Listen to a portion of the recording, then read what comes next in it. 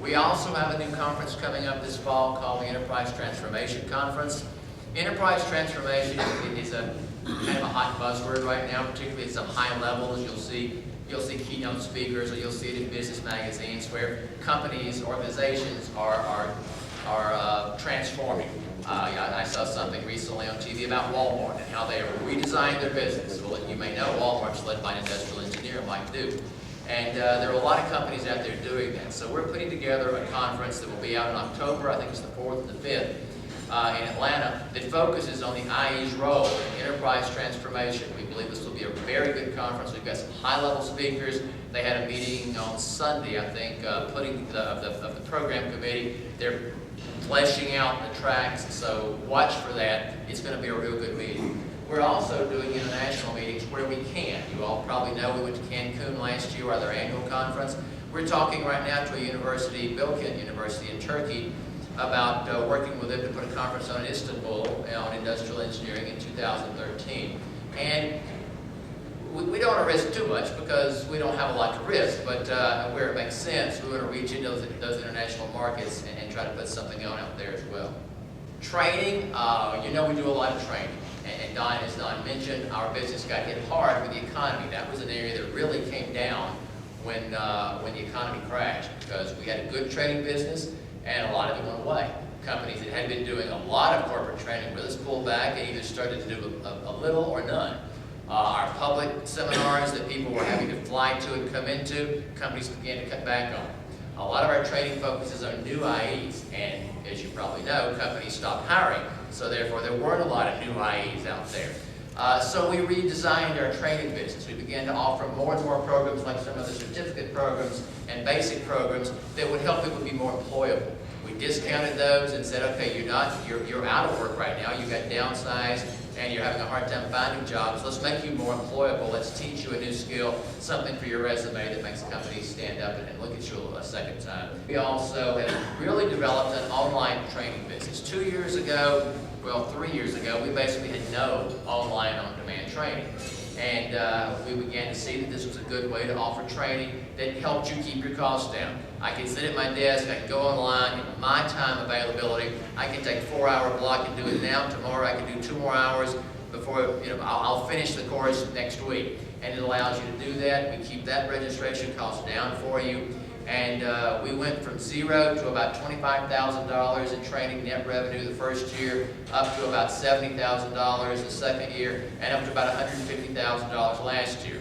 So our online training business is really growing, and we're constantly looking to videotape and sync up the slides and the video and the audio so that we can deliver more out there, and you'll see more online training coming from IIE as we go forward. Publications. If you have been a member, and you all have been members for a number of years, you probably know that for many years we had 4 publications: IE Magazine, Transactions, IM, and the Engineering Economist. As I said, I joined in 1978. I think those were the 4 publications that we had in 1978. For a short time there was an SHS journal back in the early 90s, but it didn't quite have critical mass to maintain, so after a few years it went away. But other than those 4 journals, that's been about it. And so what's new and exciting right now at IIE is we have 3 new research journals. 2 just came out. The Journal of Enterprise Transformation, which we are co-publishing with INCOSE, which is a systems engineering group, and which is being led really by MIT. Debbie Nightingale, our past president of a few years ago, came to us with this suggestion and said, we're doing a lot here at MIT on enterprise transformation. We should have a technical journal in this area. And her co-editor-in-chief comes out of INCOSE, and so both co-editors-in-chiefs are from MIT. And that journal, I don't have one with me, I should have brought one down, but it's at our membership booth if you haven't seen it.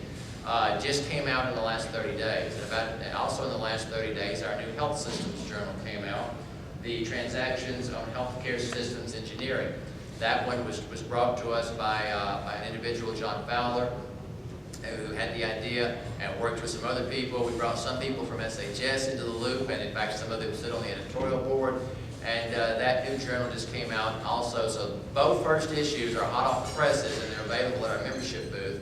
A third one that's in the works is on occupational ergonomics and human factors. Marty Nussbaum at Virginia Tech is going to be the editor-in-chief for that journal. We're about a year away because it takes quite a while to put together a journal because you have to have a bank of articles. You can't just get enough to put out one issue. You've got to have a bank of articles that have been reviewed, and in some cases double-blind reviewed, and it's a peer review process and a quality acceptance process, and it takes time. But we're about a year away from having that journal out. It's a really good site. It is full of information. It's easy to use. It's designed with the user in mind. We want it to be really the go-to resource for every IE out there, whether you're a student, whether you're a faculty member, whether you're an IE working in industry. We want, when you have a question, for you to have one place to go to get the answer. It to be IE, it to be easy to find. It's easily searchable.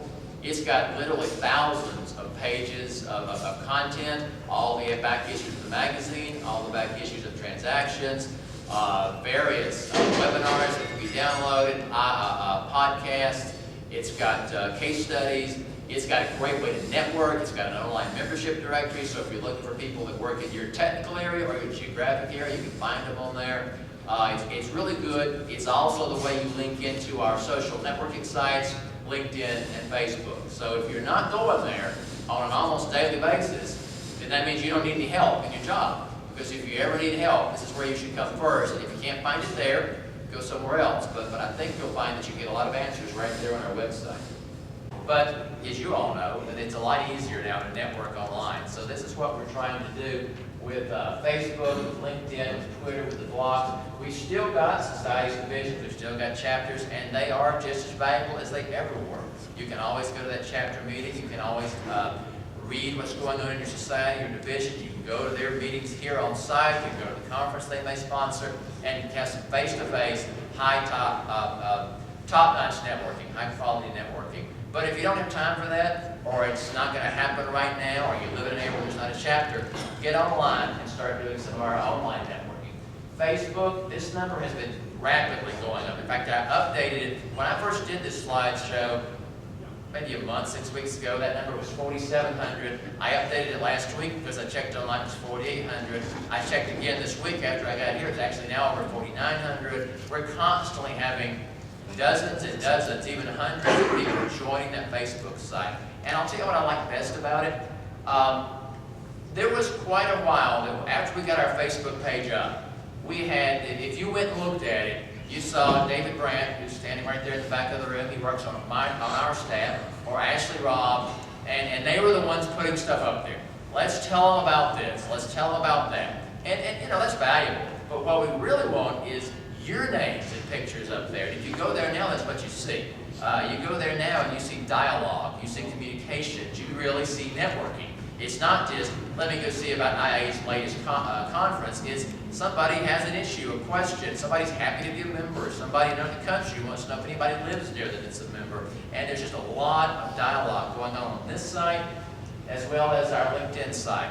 I would have to say, and you probably know this, Facebook is a little more dominated by our students and LinkedIn by our professionals, but that's not across the board. I mean, I see professionals on Facebook and I see students on LinkedIn.